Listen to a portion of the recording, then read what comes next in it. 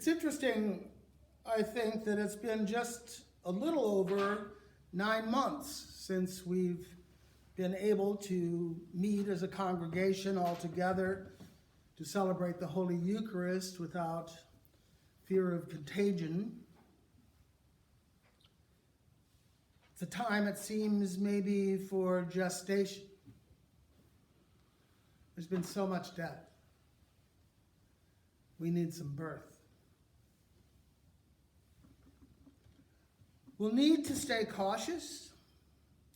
The numbers are still going up.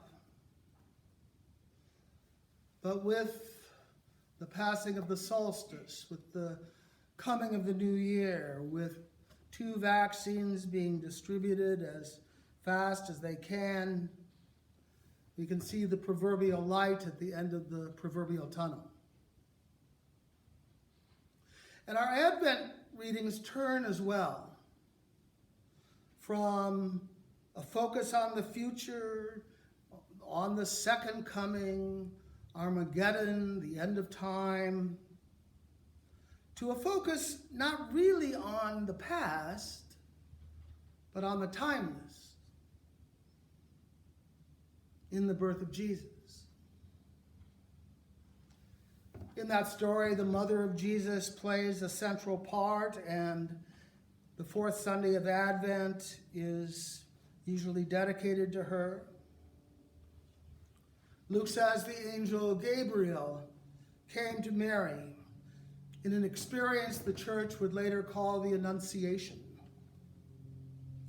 revealing to her her unique calling, and she responds with some doubt, it says, "Let it be to me according to your word."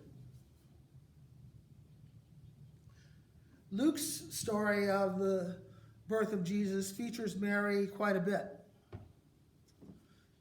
Just after we hear the story of the Annunciation, Luke says Mary visited her cousin Elizabeth, the future mother of John the Baptist, who had a late-in-life pregnancy that wasn't expected. And Elizabeth greets Mary with the well-known salutation, "Blessed are you among women, and blessed is the fruit of your womb." Even the babies in utero are said to communicate in a way with John the Baptist leaping with joy at the coming of Jesus. While Mary responds to all of this with what became liturgically called the Magnificat. "My soul proclaims the greatness of the Lord. My spirit rejoices in God my Savior." There's a bit in the next chapter when the family, including Mary, visits Jerusalem, but that's about it as far as Mary's concerned. And all of it's great, I suppose, for creches and pageants. But beyond Luke's story, Mary is kind of a minor character in the New Testament. In Matthew's telling, the angel comes to Joseph, while Mary really isn't featured very much. Mark only mentions her a couple of times. One time, fairly critically, when Jesus is addressing a group in a house, and they tell him his mother and brothers are outside wanting to come in, and he says, "Who are my mother and brothers? These here are my mother and brothers." The 4th gospel, we call the Gospel according to John, places Mary at the wedding in Cana of Galilee for the miracle of the wine, and also at the foot of the cross when Jesus is crucified, which isn't mentioned in any of the other Gospels. And Jesus gives her over to the care of the one he calls the beloved disciple,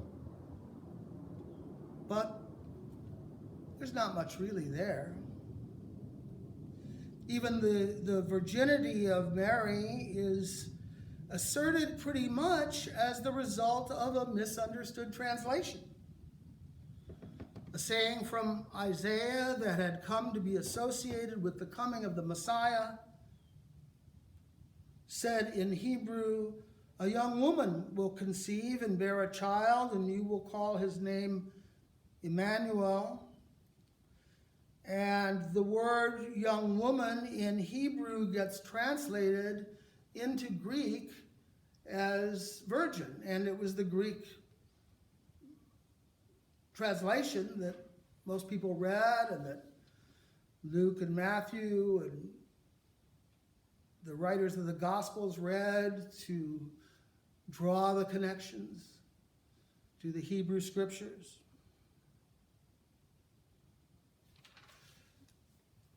When both Matthew and Luke list the genealogy for Jesus, they both trace Jesus as descending through David to Joseph, not Mary.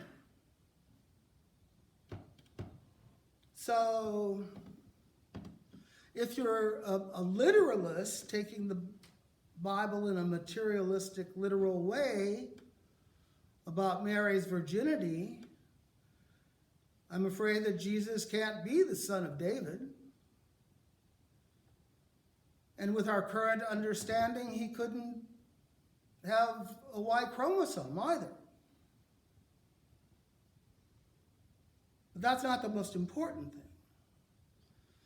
The making miraculous and special this birth draws a line that divides Jesus from humanity. The author of the letter to the Hebrews says that Jesus came in every way as we are, yet without sin. But a virgin birth isn't like my birth. That similarity is crucial for the central Christian message.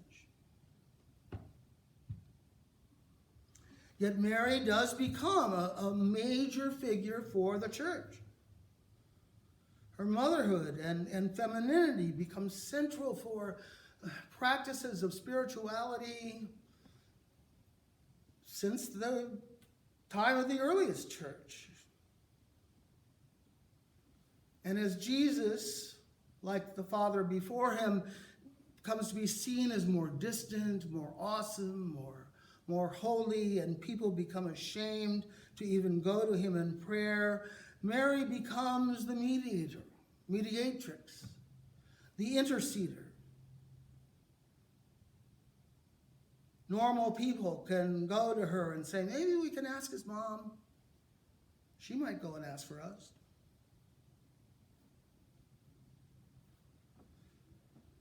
And Mary's virginity came to be emphasized, other than just mistranslation, by the importance of virginity at the time of the early church. And that didn't have much to do with sexual prudishness, with in a modern kind of way, if we're still sexually prudish. It wasn't a sin in the way we think about it. For Jews, sex could be ritually polluting for complicated reasons, so that you needed to be purified following sex before you went in the temple, before you went to war. And in Greek philosophy, sex was seen as a dangerous immersion into the material realm. So it was alien to spirit and needed to be avoided.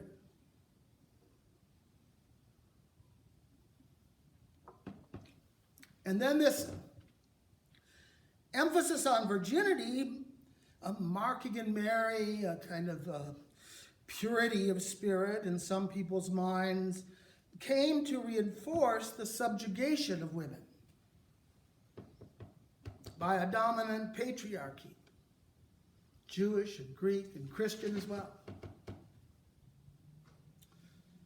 Mary became an instrument of the hijacking of faith by the powers of each era, in church, in government, in culture as well, for the control of women.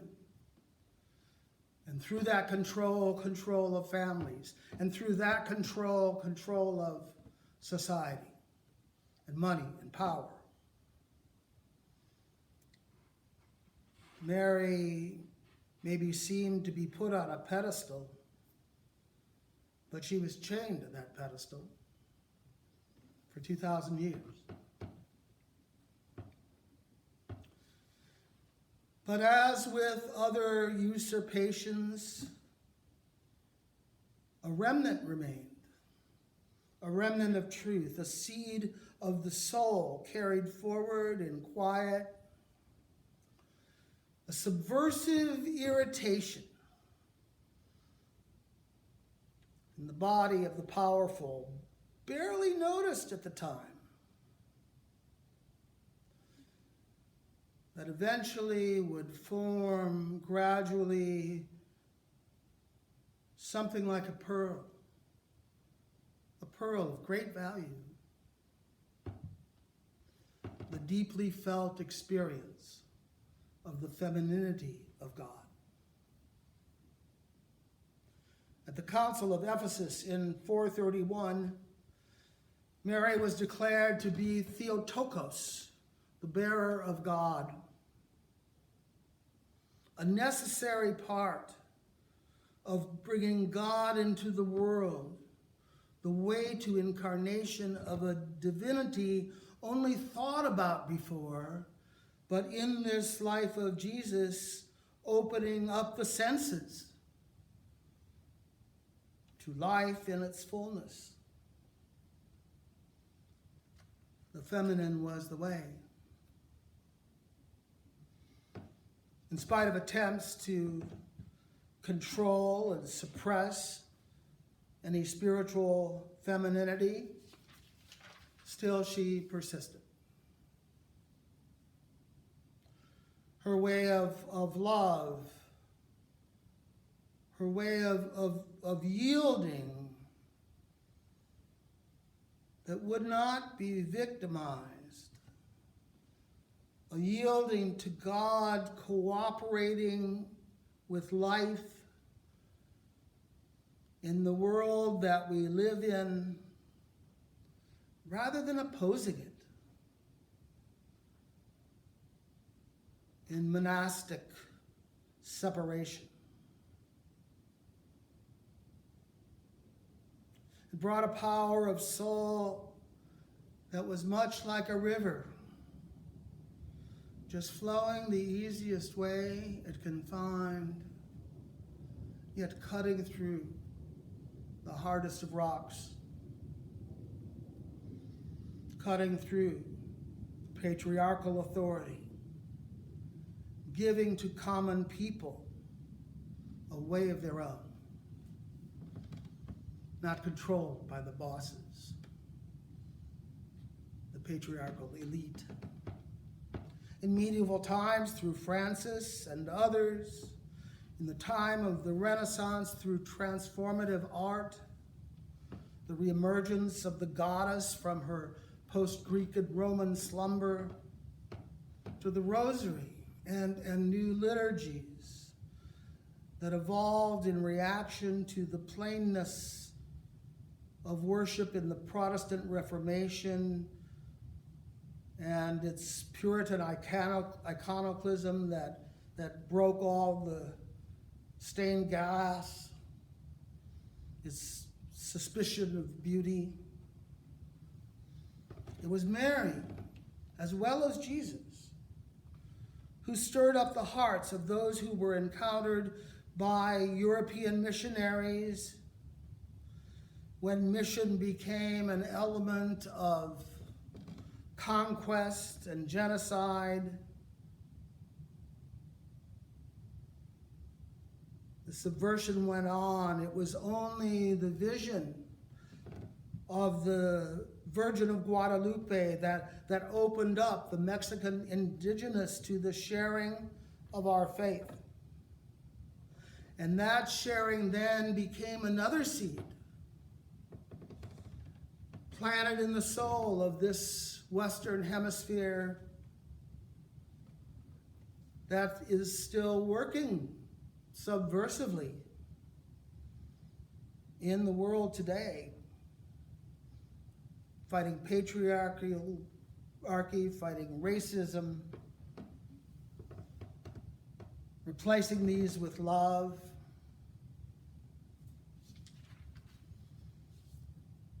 Almost in spite of themselves, the male church hierarchy has had to acknowledge this essential expression of eternal love embodied and expressed in the person of Mary. In 1854, in the doctrine called the Immaculate Conception, Mary was said to be born without sin. A century later, in 1954, a doctrine was promulgated that she was crowned Queen of Heaven. Admittedly, in part, these were ways the official church tried to control for itself beliefs of the people, beliefs concerning Mary that had been around for centuries. But the emergence of soul can never be controlled.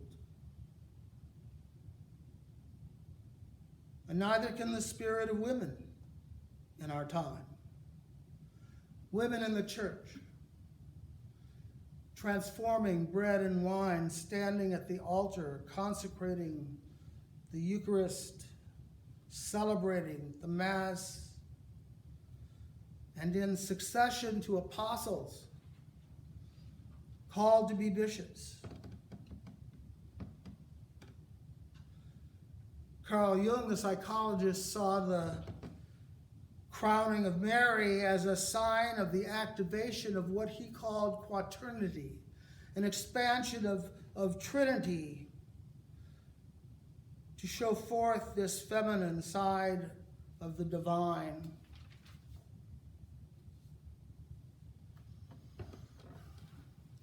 In the late 1980s,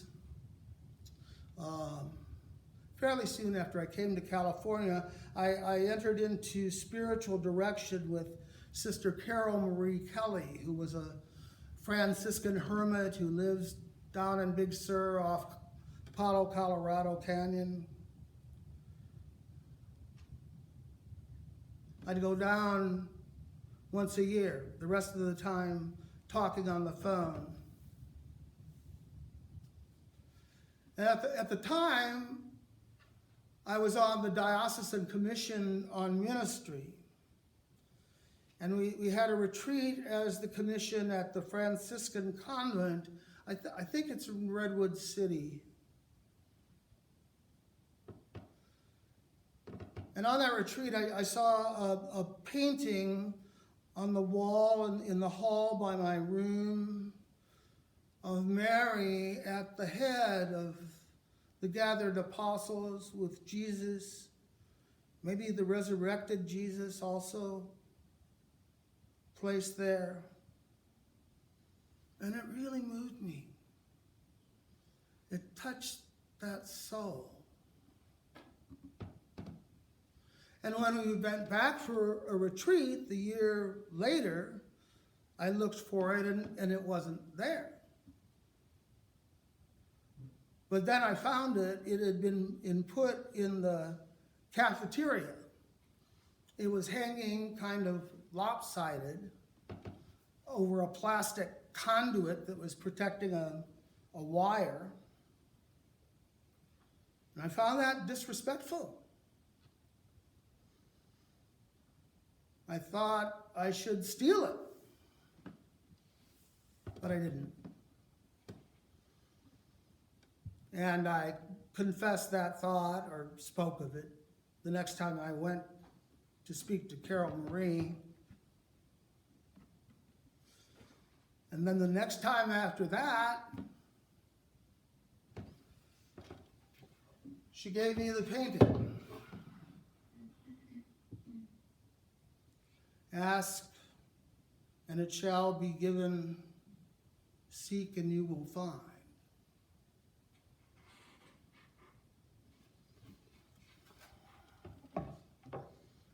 It's time we unhijacked our faith from the world, not because the world is polluting or sinful or unspiritual, contaminating,